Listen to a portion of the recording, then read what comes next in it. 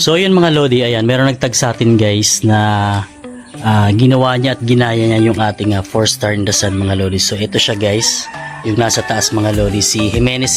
Maraming salamat Lodi sa pagtag at sa pag-credit ng ating 4-star in the sun. So syempre yung kanyang ginawa guys, gayang-gaya niya yung yung ating pabalat guys na honeycomb design mga Lodi, at yung kanyang araw okay din.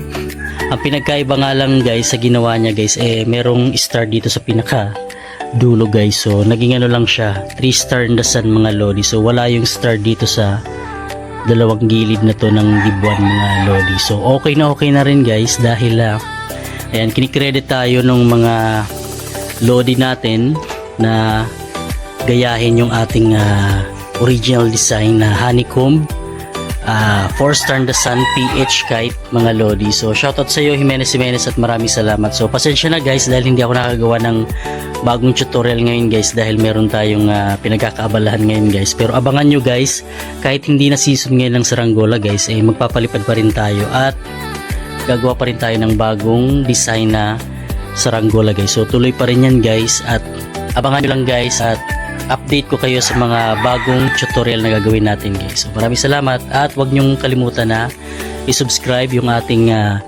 YouTube channel, at i-follow nyo rin yung ating page na Richard Guevara, at yung ating original page na Sir Richard TV Vlogs habang ginagawa pa natin yon dahil medyo sira siya, at i-follow nyo rin yung ating TikTok account guys. So maraming salamat, bye bye.